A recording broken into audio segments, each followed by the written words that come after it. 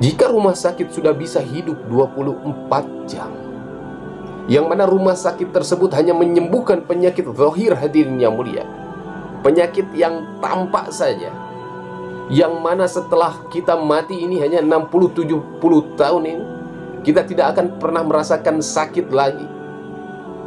Lalu bagaimana dengan penyakit yang ada di dalam hati, hadirin yang mulia, yang mana kala 60-70 tahun kita mati, bahkan dampak daripada penyakit tersebut akan terbawa ke akhiratnya Allah Subhanahu wa ta'ala. Di mana kita harus menyembuhkan hati? Tidak ada tempat yang paling baik atau rumah sakit daripada hati kecuali masjid, hadirin yang mulia.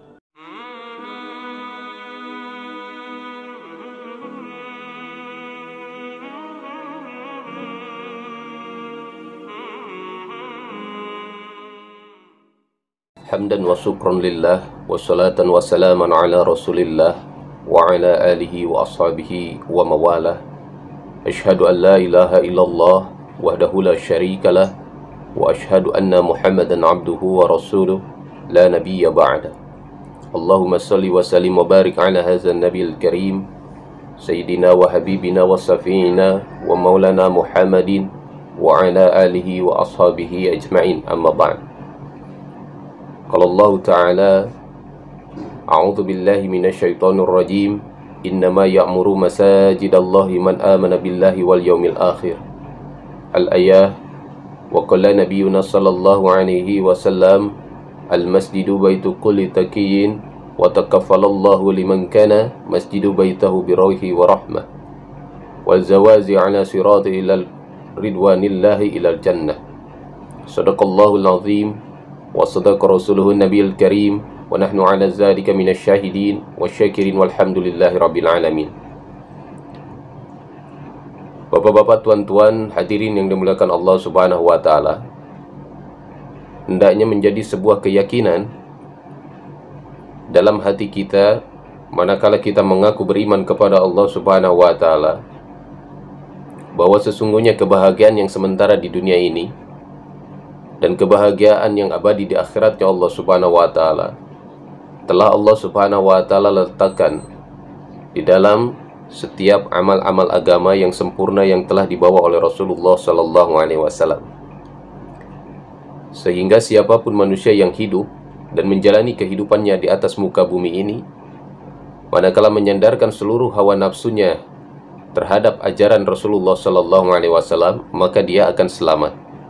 Sebagaimana Nabi Sallallahu Alaihi Wasallam bersabda, la yu'minu ahadukum hatta yakuna hawahu taba'an lima jitu bihi. Belum sempurna iman seseorang sebelum dia menyandarkan hawa nafsunya terhadap ajaran yang aku bawa, kata Nabi Sallallahu Alaihi Wasallam. Artinya, hadirin yang mulia, selama hidupnya di dalam setiap hari ada 24 jam, dari bangun tidur sampai tidur kembali, mengikuti tata cara bagaimana Rasulullah Sallallahu Alaihi Wasallam menjalani kehidupannya sehari-hari. Dan hal ini telah sukses ditiru oleh para sahabat radhiyallahu anhum. Padahal siapa para sahabat? Mereka bukan para nabi. Bahkan Allah Subhanahu wa ta'ala angkat mereka dari kaum jahiliyah.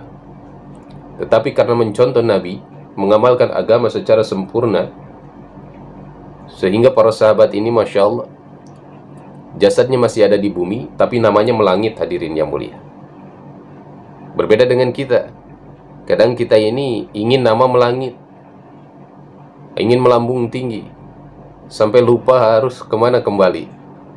Para sahabat faham, hadirin yang mulia, mereka akan kembali kepada Allah Subhanahu wa ta'ala, sehingga setiap waktunya mereka gunakan untuk agamanya Allah Subhanahu wa ta'ala.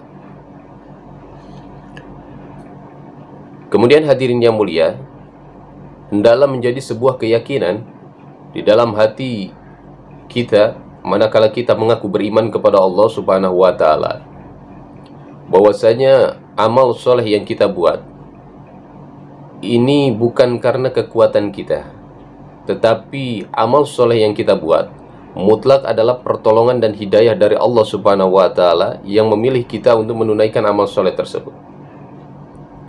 Karena mungkin banyak yang lebih pintar, yang lebih kuat daripada kita, tetapi hadirin yang mulia, kita Allah Subhanahu wa ta'ala berikan kesempatan dengan pertolongan dan hidayahnya, kita mampu membuat amal-amal soleh yang diperintahkan oleh Allah Subhanahu wa Ta'ala melalui Rasulnya.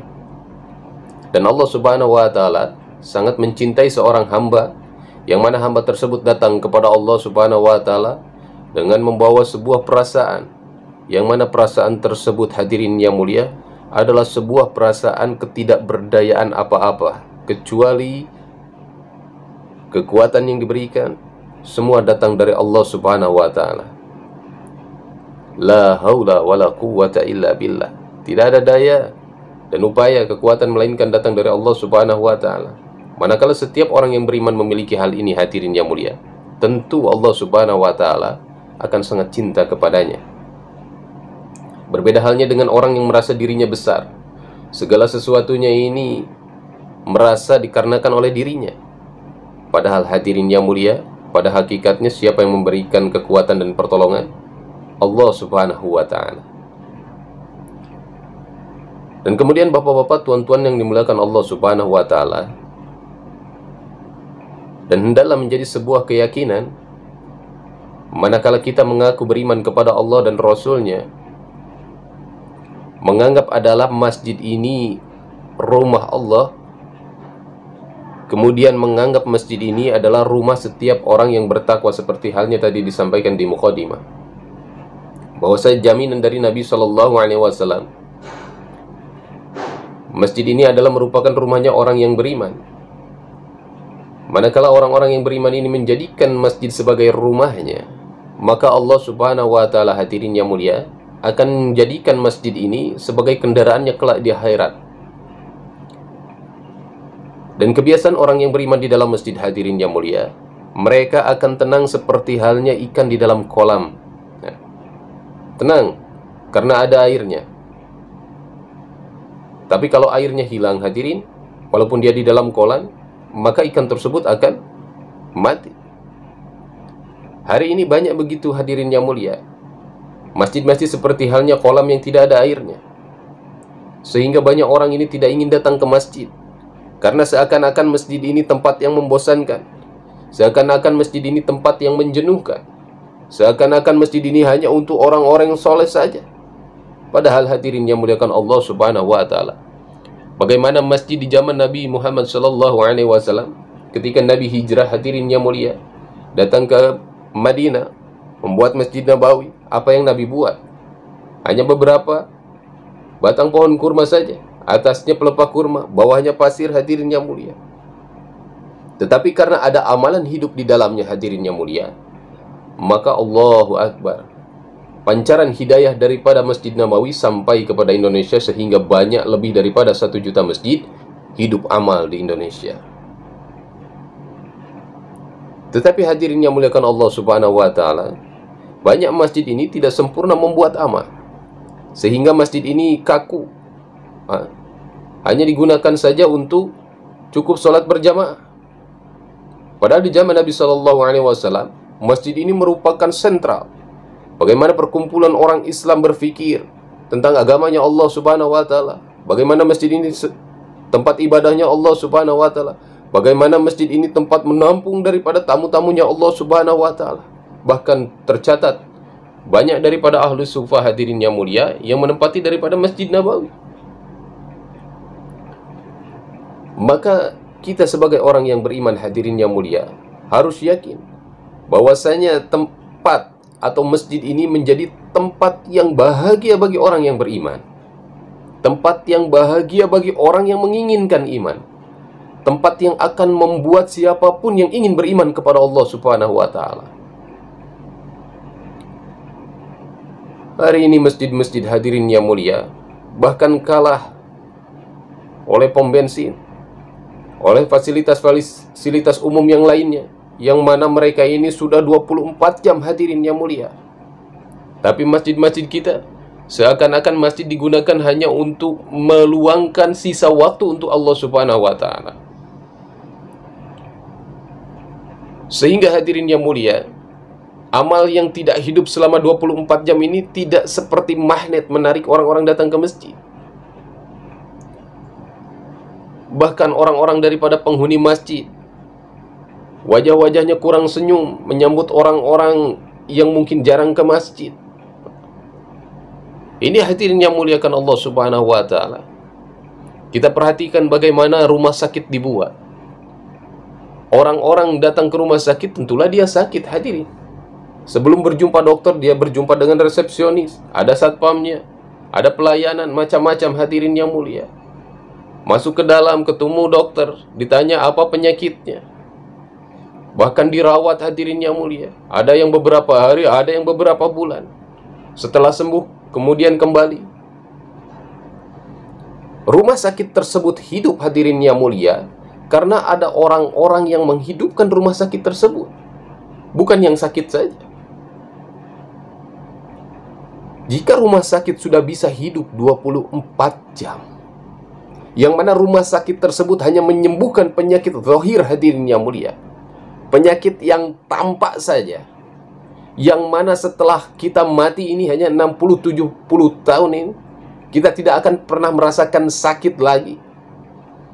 Lalu bagaimana dengan penyakit yang ada di dalam hati, hadirin yang mulia, yang mana kala 60-70 tahun kita mati, bahkan dampak daripada penyakit tersebut akan terbawa ke akhiratnya Allah Subhanahu wa ta'ala. Di mana kita harus menyembuhkan hati? Tidak ada tempat yang paling baik atau rumah sakit daripada hati kecuali masjid, hadirin yang mulia. Ini bengkel hatinya orang-orang yang beriman. Ini bengkel hatinya orang-orang yang ingin beriman. Ini bengkel hatinya orang-orang yang ingin memperbaiki iman. Hari ini orang ingin memperbaiki hatinya, hadirin yang mulia. Punya penyakit dengan hatinya, ingin bertobat kepada Allah Subhanahu wa ta'ala. Datang ke masjid tidak ada yang menyambut, seperti halnya datang ke rumah sakit.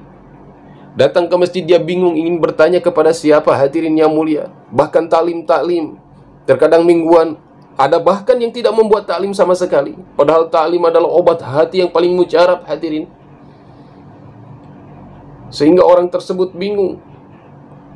Pulang daripada masjid bukan sembuh penyakitnya, hadirin yang mulia, nambah penyakit. Kemana para ustadz? Kemana para ahli agama yang hebat di mimbar-mimbar? Jutaan orang ingin memperbaiki dirinya dengan Allah Subhanahu wa ta'ala. Mereka sakit hatinya, ingin menyembuhkan hatinya, rindu kepada agamanya Allah Subhanahu wa ta'ala. Sementara fasilitasnya, Allahu Akbar. Dan inilah yang terjadi. Maka hari ini bagaimana kita bentuk fikir kita, hadirin yang mulia, untuk menghidupkan masjid-masjidnya Allah Subhanahu wa ta'ala. Jangan kalah daripada rumah sakit, hadirin. Kalau rumah sakit bisa 24 jam, Alfamaret, Indomaret, kenapa masjid nggak bisa?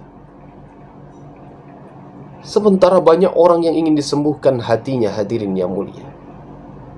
Maka tuan-tuan yang dimuliakan Allah Subhanahu wa ta'ala, mari hari ini kita belajar meluangkan waktu ini untuk masjid. Bapak-bapak sekarang yang di bulan Ramadan, Masya Allah, sudah belajar sering meluangkan waktu untuk masjid. Ini Ramadan, Pak. Ini hanyalah pendidikan saja, pelatihan saja. Justru amalnya adalah setelah bulan Ramadan. Bagaimana daripada hasil latihan tersebut? Ya harus tetap dibuat. Baru itu sukses Ramadan. Maka begitu juga hari ini kita sudah terbiasa dengan datangnya bulan Ramadan, suasana agama dibuat. Maka suasana yang sama di luar bulan Ramadan kita tetap buat. Tetap ada i'tikaf, taklimnya juga banyak. Maka hadirin yang mulia, manakala amal-amal tersebut hidup di dalam masjid, masjid tersebut seakan-akan memiliki ruh.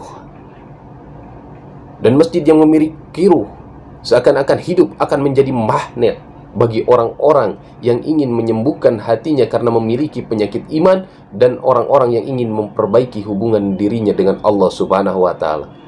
Dan orang-orang yang mengawali, meluangkan waktu untuk memakmurkan masjidnya Allah Subhanahu wa ta'ala, maka dia akan mendapatkan pahala daripada orang-orang yang mengamalkan amal-amal soleh di dalam masjid.